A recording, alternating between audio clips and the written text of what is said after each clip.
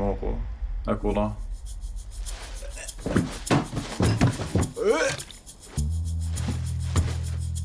Hallo, ja? Tiplingdalen. Ja, jeg vet hvor det er. Ja, flott MSS. Hei.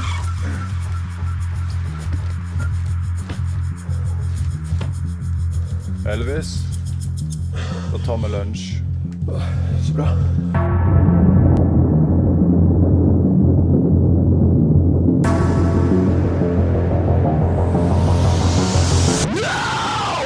Hey everybody, welcome to MovieStrange. Hey Drew, what's happening? Not too much, Ralph. How are you doing? I'm okay. Did you have a good week, 2 weeks, whatever we're doing? I don't know what our schedule is, but it's been. This is, well, to our audience, this is all we do every day. All we so do. Since we did our episode yesterday, things are. That's right. Fine. I forgot we good. did that yesterday. As a reminder, last week we had, last episode. I don't know where we are week wise. We had my brother John on, and we allowed John to pick pick the words for the next film. And these were the 4 words that he picked. Now, I had a little bone to pick with Drew, but it turns out, because Al had done this to me the other time, these 2 sets of words are almost identical. Okay, Quiet Girl, Basement Madness, Cellar Prison, Monster Man. After seeing the film, I'm like, oh, they did it to me again. They tricked me. Nope. He had a movie, what specific movie? But okay, but you're saying no. If I do that to you, yes. Actually, that's the movie that you didn't pick is one of the movies I'll do that to you with. Right. And I've done it to you before. I did it to you with Bad Milo, but you didn't know. Oh, you bastard! You guys. But that's good. That was a good film. It was a good one, which we'll talk about future. And the movies that you could have picked from last week, they do share some things thematically as well as what the words showed you, but they are also very different. Different movies. Before we get rolling, a couple of things. Subscribe. Yes. Hit the notification button. YouTube's been jerking us around a little bit. I hate to say it. We had one of our films up there with a ton of views, and they ripped us. They took us off because they said we were scamming people, which we don't. This is strictly a review show, right, Drew? We're not doing anything. That's right. Nefarious. I'm not asking you for money or sending you to some other website. This is In the Red Productions. We don't make any money. We just do this because we are running our mouths about movies. That's it. We love our audience. We love our movies, and here we are. We do. All right. So John picked these forwards. By the way, John, who it's just not cult curious at all, couldn't even get through. Couldn't even get through half of our audition talk about the film. Forget the film. He couldn't even get through our talk about the film. Now, we did talk about a little vomit, and we'll get into that in this film as well. But yes. He couldn't even get through half of that show where we're just talking about audition. What does that say about that? Well, what's nice about audition is that there are multiple but specific things. Like, does this gross you out? That's in the movie. Does this gross you out? That's in the movie. Does this upset and disturb you? Well, that's in the movie too. So you sort of have something for everyone to be upset about. Yeah, it's just such a big influence on people. I'm talking other filmmakers that it seems like an important film. And yeah, is it gross and it's weird? 100%. But I just think it's funny. Stopped us before. I know he couldn't even get through the show where we're talking about the movie. It's just my brother John. He's such an old school guy. He's such an old soul. God bless him. All right, so this film that I picked is called. I'll let you say the name because I'm not sure. I got the poster here, but what's the name of this? It's called Thale, which is the name of the main character. Thale. And it did seem to have a couple of the things that I've asked for, which is naked ladies and boobs for sure. Yes, there is boobs and bush. They were gently about the boobs, but no tail. I didn't ask for tail, like a real tail. So let's watch the trailer, and then I got some things I want to mention about some of the things in the show, but and then you can talk about what the movie's about, and we'll get into it a little bit. All right? I don't think it's going to be a long conversation because, frankly, it's I don't know. We'll the movie's only about 76 minutes, so it is a shorter film. All right, here we go. Here's the trailer. Du har nesten størknet fast I gulvet, altså. Vaskeservice, du snakker med Leo. En av de fant cirka halvparten av han, og vi må finne resten.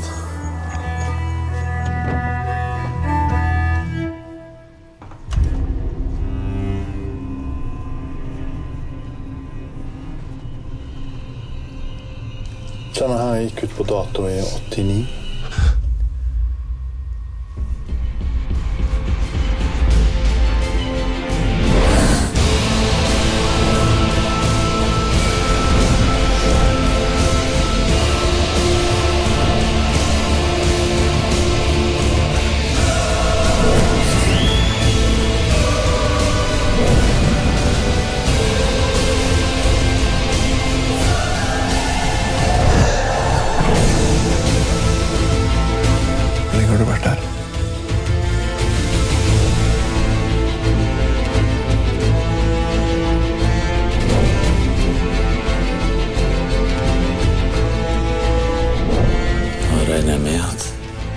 enig når jeg sier at hun ikke er helt sånn som oss.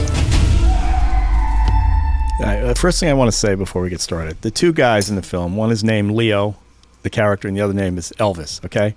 Yes. Elvis is the spitting image of our old friend Uncle Al, and I just I couldn't. I know you've only seen him with the mask. I just couldn't get that out of my head. I did notice that. So let me just. That's how I'm going to start. But anyway, go ahead. Give us a little synopsis of the film, and then we'll get into a little discussion. All right. So Leo and Elvis. This film is from Norway, from 2012. This is about 10 years old. There's basically these two guys that I think that one of the few things this movie does that is show but not tell. I liked this movie a lot more the last time I saw it. Yeah.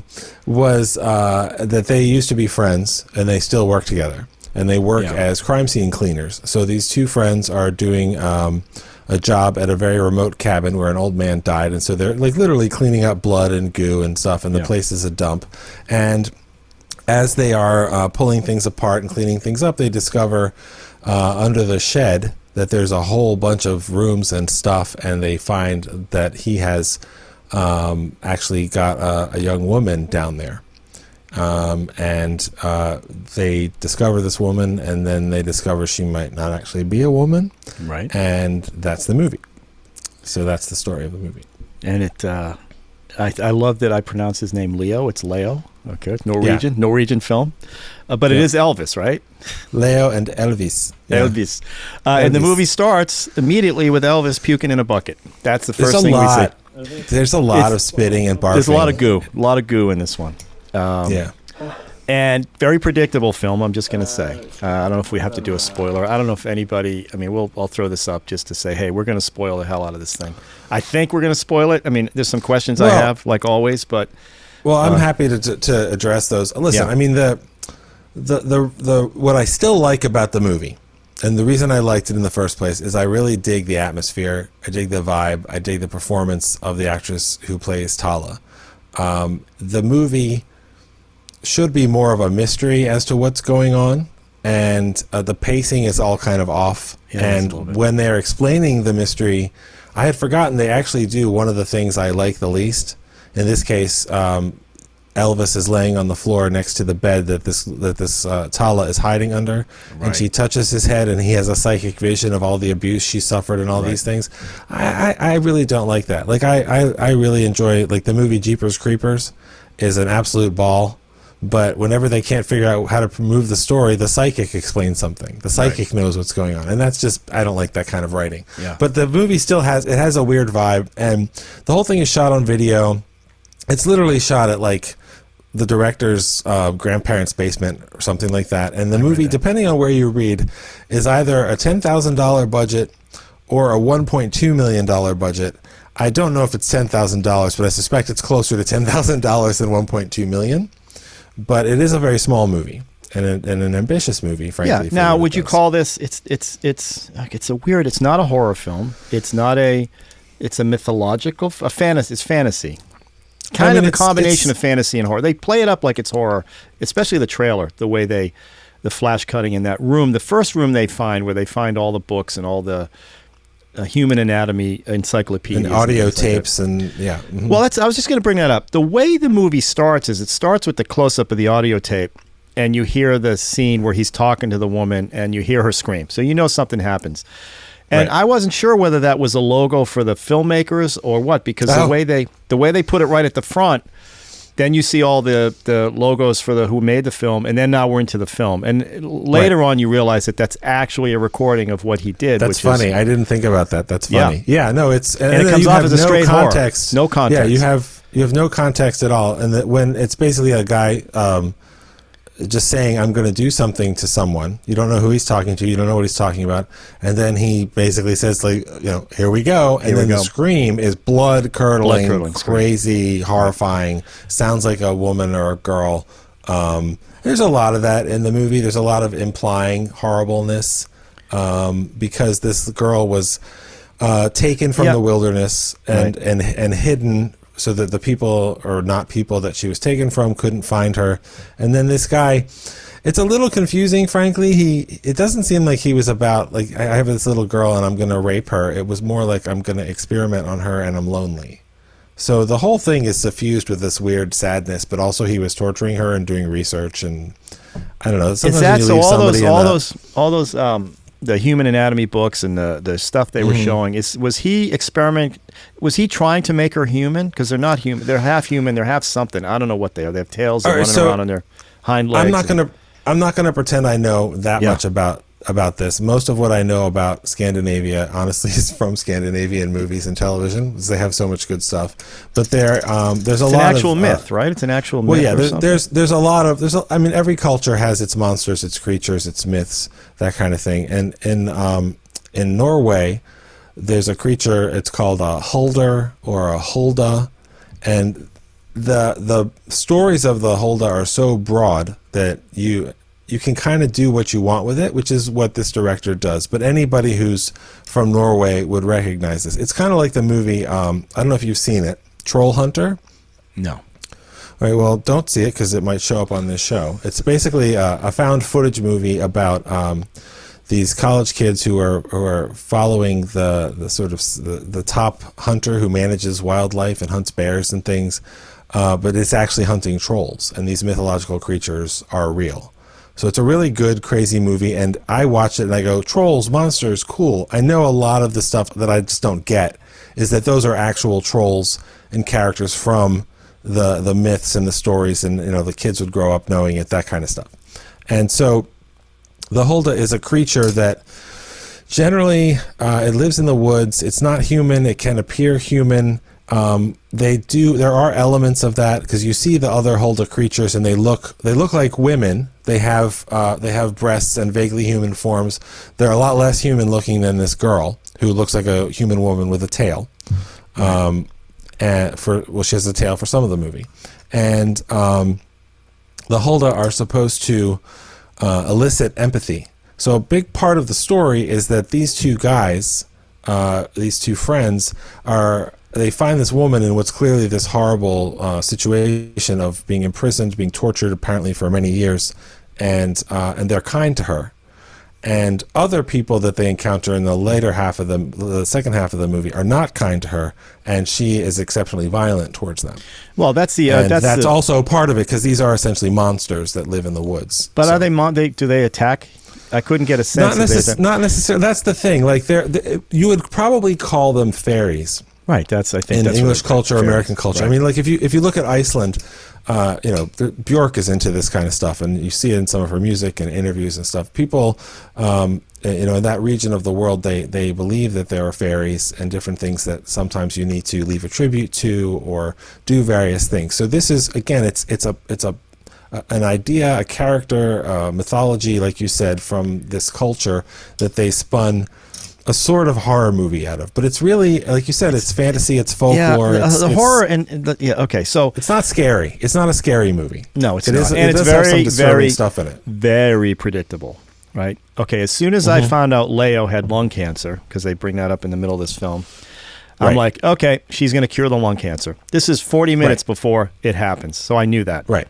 I didn't know what she was going to do for Elvis, but I knew something was going to happen, and it just, ultimately he gets his family back or whatever, his estranged daughter. That's kind of what she did for him, because she was an innocent child, older than the child that he has a child out of a wedlock that he's kind of running from the responsibility from, and she essentially is a child that he can help. And it's not as direct as like literally laying her hand on Leo and curing his lung cancer. Right. But, I think that's part of the legend, is that you can have an encounter with this creature and it can be a positive thing. Yeah. It can also be a trap. Well, there are so many different versions of this creature. So this in this particular movie, or you mean in lore? No, in the mythology, in the culture, in the folklore. So this is this director's take on a familiar piece of mythology. I mean, I wasn't sure. Was the old man trying to turn her into a human? I mean, and by the way, the blood-curdling scream was him cutting her tail off. Right. And sticking it in the freezer, which is, they play that up so big, like they're going to look at something in the freezer that's so horrible, and they open it up and it's her tail, which I guess getting her tail cut off was pretty horrible. It's pretty awful. And you see But- her stitched up scar, and it looks Yeah. pretty gruesome. Pretty gruesome. But I think this is what, look, when you lock somebody in a cabin, or they lock themselves in a cabin for a long time, sometimes they might do something like figure out how to live off the grid and be pleasant, and sometimes they're the Unabomber. And this guy was closer to the Unabomber, I guess, because I think what he was doing was, I think he was very lonely, because he's the man who is dead at the beginning of the movie. Right. We never see him. We only hear his voice. Right. And we only see her reacting to him. There's never any shot. Like you see like an old man's sort of form looming over her, not even threateningly every time, but just sort of there, but you never see him. Yeah. And he was researching her. Like he found her in the woods, he saved her life, he took her away from this community. They're going to want her back, so I'm going to make her stay in this bathtub. You say saved? He kidnapped milk or her. something. I mean, well, saved. yes, but I'm saying that's what he thinks he did. Like he tells himself, Yeah, the I've got science to do. Yeah. Yeah. And so he's got to hide her tail, and he's got to hide her because these creatures, they give off a smell that they can find each other, which actually the humans at the end that are hunting them, that are hunting her, they're using the same technology, or using technology to track the same scent. The thing is, there's a lot of stuff in the movie, but you don't really find it out. It just kind of tells you. Well, we don't know. through The guy. cassette and Okay. stuff like that. Yeah. So there's that whole the people that she ends up attacking brutally, and that's where the gore comes in. I mean, she puts a rifle through a guy's chest. I mean, you don't see her do it, but you see the after. Pretty strong. She's breaking necks. She's impaling people Takes a with horseshoe horseshoes. takes a horseshoe, Yeah. it impales somebody's eyes. Those are people who are trying to attack her, get her. But there's that older guy who's got the two Elvis and Leo with they had shawls over their head. They had, blanket or something. Yeah, over they their head. they black bagged them. And he's saying, we're here. Nina sent us. This woman sent us. No, I wasn't sure if he was working with the creatures or somebody else. It wasn't clear what was going on there. I'm not really sure exactly how it's all supposed to fit together.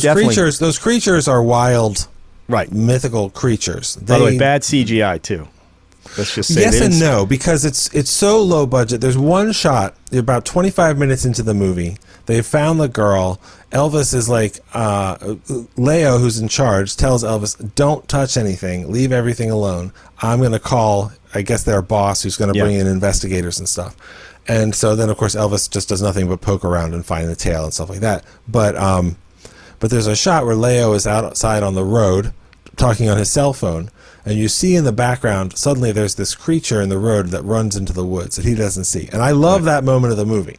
Yeah. Because you're like, wait a minute, what kind of movie am I watching? Yeah, like, that's really cool. Things were skittering in the woods. And right. Like, they look human, but they're not human, and they move in a certain way, but they're unsettling. And so that part of the movie is unsettling, and it's unsettling in a different way than the first 25 minutes of the movie, where you find that, like, just the place that this woman has been held captive is just filthy. Yeah, it was like gross. Seven. It was like watching Seven. That where you see all this stuff. And she's in a bath full of milk or something, and she comes out with that mask on. I mean, yes, it was pretty frightening at the beginning, but that quickly dissipates.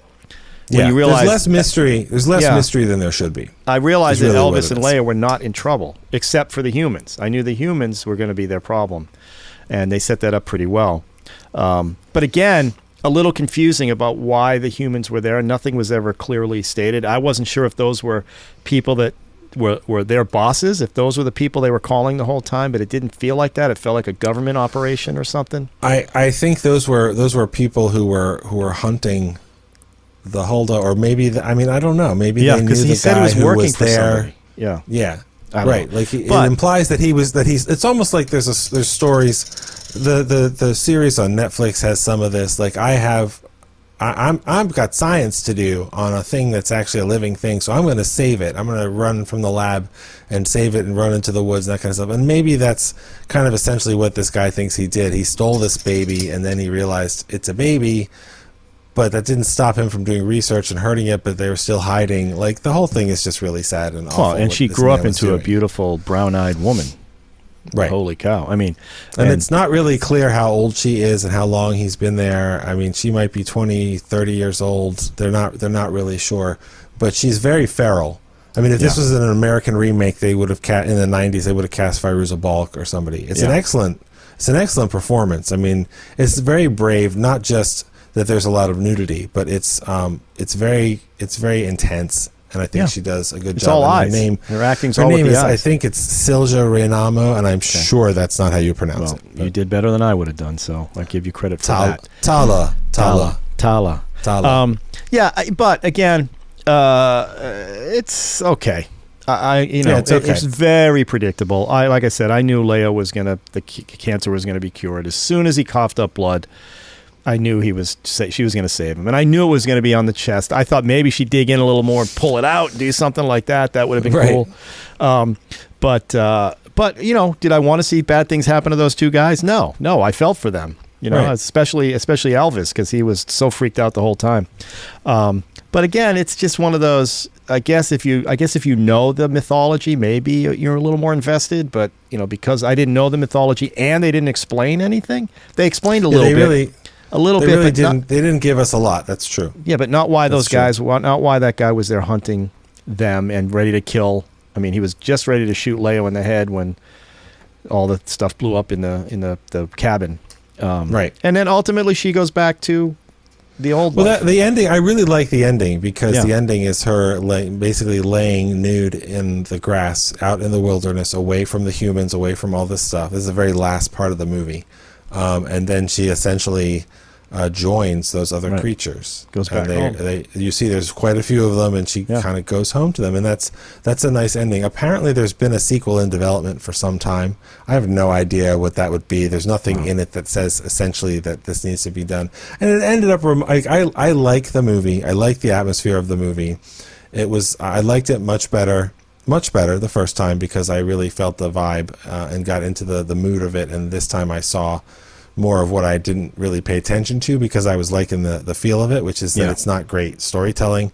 And it reminds me of movies that I like better, like Troll Hunter I mentioned, and Let the Right One In. There's an element of that where an old human man is exploiting a magical child. Right. That's way more than that. Dope, but that's a fantastic movie. Yes, Yeah, that's an incredible That's a fantastic movie. Right. So, again, like, is this traditional cult? I wouldn't call this, what the original intent of this show was. But am I watching other interesting things? Yes, 100%. And do I enjoy this stuff? This was its American premiere was at South by Southwest. It's like some kind of midnight horror weird thing, and it was well received there and stuff. And it came out, like I said, in 2012. I think it opened in the States in 2013. As a matter of fact, saw it sometime around then. I streamed this on Shudder. I saw it. I streamed it on Shudder, which plays it off like if it's on Shudder, I'm like, oh, it's a horror film. It's got to be a horror film, but it's not really a horror film. It's got horror elements, but it's not scary. No, it's not scary. Like I said, it's a more mythology and lore than anything, and with bits of gruesome, body work done in there, and she does a pretty good job taking care of all those people that were trying to kill her. So, give her kudos for that, especially the slow plunging of the horseshoe in the eyeballs. Which you don't see. That's pretty intense. You don't see it. It's all off camera, and you see the aftermath of that. So it's kind of not even that gruesome. It's gruesome without being gory, basically. Right. Actually, it's not quite off screen, but no. The first shot where you see the close up of the cassette player turning, and you hear the guy gently talking to her, and then the blood curdling scream. That was the freakiest part of the film. To be honest, that's more unsettling. Yeah. More unsettling. So anyway, yeah, I mean, would I recommend it? I don't know. Kudos if he did it for $10,000. If he did whatever it for $1 million, it's very small. It's very small. If he did it for 10, then if they did it for 10, then you give him some credit. If it was more than that, if it's $1 million something, they should have spent some more money on them. Ralph, anybody who gets any movie made, even The Asylum, hands down, they get some credit. Hands down. Look, anybody that can get anything out there, you got to give kudos. I agree, but I still have to pay. I still have to watch it. And I have some criticisms and here and that, and there you go. And a lot of puking at the beginning. I mean, a lot. There's a lot of puking. I'm not sure what that was about. Poor Elvis, man. He couldn't handle any. But he's scraping up. I mean, Leo could handle anything. Leo put his head down on a bloody rug to talk on that phone. It's like, oh my God, that guy. Well, look. I mean, if you dig this kind of movie, it's only 70 some minutes. Yeah. Feels a little longer sometimes, but I'm glad we watched it again. But like I said, I liked it better the first time that I saw it 10 years ago. I was like, I'm not loving this. It's not awful. I remember what I liked about it, but I didn't remember that like the exposition was so like everything was just given to you. It was annoying. Well, it would have been a longer movie. They could have done that at the beginning, kind of show. Well, I read one review that basically said this movie feels like they got to the end of the first act and then it was over. Right. And I was like, you know what? That's fair. I don't know where they would go, but there was more they could have done, and they could have done it much tighter. Yeah. That movie could have been the first 40 minutes of a movie. Yeah. So no, I thought it started off, it was going to be creepy as hell. Yeah. And then it just kind of didn't. It didn't. And I could see quickly it wasn't going. You could see quickly that it wasn't going to do that. The pace is slow, but also it becomes clear pretty quickly, even though there are monstrous things that have happened in this basement. When you find her, like it's a jump scare and stuff, but she's hiding. She's not a monster. There's never any moment where these two guys are like, we're in danger. They're like, this is something that may be dangerous, but it's not attacking us. Yeah, I would have run out of there. In the movie, when she attacks people, she's attacking villains. Well, she does grab Elvis and chokes him out a little bit. Right, but when you're watching that, you're like, she's terrified. Yeah, she's not saying I'm going to kill and eat you or something. She's terrified. What do I do? What do I do? And you kind of expect her to ultimately talk, but I guess that tells you how not human. Well, I read a thing saying really this is a Norwegian folklore where these creatures sing. She has a beautiful that's voice. Right. Yes. That's right, and so she hums under the bed and stuff. But Elvis started humming, and I don't even know if she hummed back. I don't even know if I was into it. Look, it's one of those things like in Canadian Native First Nation mythology, the Wendigo. Oh yeah, Wendigo. I've heard about that. There's lots of different versions of that story. Lots of different versions of that story in movies. All different kinds of stuff. Pet Sematary, I think. Isn't Pet Cemetery wrapped around that creature? That I don't remember. The new one. Sure, I think the new one. I dug the new one actually. I thought it was good. Yeah, I liked it too. It's pretty cool. This one, like you said, it's just like it's forgettable. I hate to say it, but it's even though she was cute. I mean, she was knockout. And that thing that in the trailer they show the Thale doing that little thing, and she was really cute, but that just didn't. It was just she's very cute. Just kind of lame a little. I don't know. I shouldn't do that. Like you said, it's a horror movie that's ultimately not that scary, right? And it's a mystery that they give you the answers too soon, and so it's not that satisfying. But we never find out the main answer. We don't find out is who sent the old guy. Right. Well, and presumably we're supposed to go, well, the next movie will tell us about that. Okay, but that's been 10 years, and I'm not. I mean, like, it's officially a movie that's in development and has been mentioned in interviews and stuff like that. And then also, somebody bought the rights to do an American remake. I don't know what the fuck the point of that would be. Yeah. Well, you could creep it out a little bit more. You could make this a little more. And again, you're right. They shot it in the basement. He didn't have not a lot of space to do anything. No, which is impressive. It's impressive. Yeah. It's not quite a bottle film, but a lot of it takes place in this one room. Right. So, did you see it in the movie theater, or did you? I guess you did. I honestly don't remember. I don't know how you find. Honestly, I don't know how you find these things. It's amazing, and I know they're out there. I know everybody niche. You can find stuff all over the place, but it is. What I love about what we're doing is I'm seeing things I would never see, and I appreciate that. You mentioned that before we started that you saw that small art house film. That Amazon bought from Paramount for $200 million, The Tomorrow War. Yeah. Which actually really disappointed me because when I saw that, I was like, wait, they actually made a movie of Joe Haldeman's The Forever War? That'll be amazing. But no, it was not. It was a different title. Yeah, it's so funny that I can, again, I've said this before, streaming service are letting these guys off the hook on a lot. I think they realize that this stuff would have not, and why Chris Pratt would put this in his, why this one? Like he could do anything he wants. This was going to be, that movie was going to be Paramount's big Christmas release. Really? That was 100% going to be that. And it probably would have found an audience. There are much better movies that it's a ripoff of, or an homage to, or just a version of. If it had come out, would it have been a hit? Nobody knows. Who knows what that's going to be? But I would have seen it and said, is that kind of like Edge of Tomorrow, which is a fantastic movie that nobody saw when it came out? Now everybody who's seen it is like, man, that's amazing. No, it's not that movie. It's not that movie. Is it Aliens? No. Is it? No. Is it Alien? Is it Aliens? Is it Interstellar? I mean, I like the concept. It's an interesting concept that they would take regular people and throw them into a war, right? right. And what their reaction would be, and they play up a little bit of that.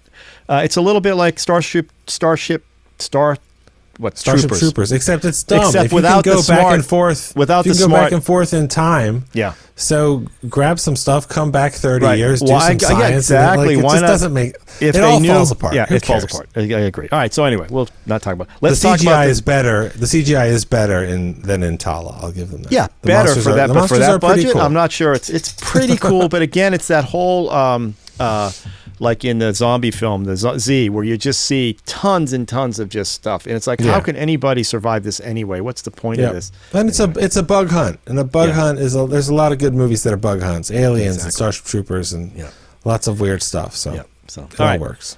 Enough of that. Let's move on to the next 2x4. Now it's time for 2 movies, 4 words. All right, we got Nightclub Foam Fangs Glitter. I get that must be. I'm thinking vampires maybe. Nightclub Foam Fangs Glitter. Family Lies Cat Lick. Okay, I'm going with Family Lies Cat Lick. That is an excellent choice. Okay, well, we'll I see don't about think that. you've seen this movie. It's Yorgos Lanthimos' movie from 2009, Dogtooth. He's the guy who did The Lobster and The Killing of a Sacred Deer and The Favorite. This was a movie he did before that, and it is about a Greek family, and that's all I'll say. Dogtooth. Because his movies are very distinct. It's one word, Dogtooth. Okay, yeah, I know It's Lobster very, was very really, distinct. I never saw it, but I know I kind of read a little bit about it. Dogtooth, one word. Yes, Dogtooth, one word. And if you like it, which I think you will, it's such a distinct style. Like Wes Anderson movies look like Wes Anderson movies. Okay. If you dig Dogtooth, you'll want to see his other movies. He hasn't made a lot of them, but they're all very distinct filmmaking. So Dogtooth is a really strange movie, and I think you'll like it. Well, we'll take a look. And then coming up, we'll do a Ralph's Request maybe in the next one, but we'll see. I got to find a movie. There's a specific movie I want to bring. Do you want to bring Irreversible? Is that the one? That's the specific movie. How'd you know that? Because I talk about it all the time. Yeah. I mean, listen, that Irreversible is an excellent movie. It is a very hard watch, and it is in many ways, why did you make this movie kind of movie? But some of it is also very beautiful. So if you want to watch it, I think, like Audition, it's worth discussing. Well, we'll see. We'll see if I bring that. Now that you brought it out, maybe I'll bring another one. But okay, whatever you're flipping around, it just fell finally. Yes, I did. Yes, it did. All right, so Dogtooth it is. All right, listen, have a good week. You too. Everybody subscribe. Again, remember, we could use some views, even though YouTube likes to take them away for no reason. But we'll talk we're about that going to move later. past that. That's it. I'm past. I'm past. Drew wants me to be past. I'm past. All right, have a good week, and we'll keep culting, and we'll see you next time. Okay, see you, Ralph. Over and out.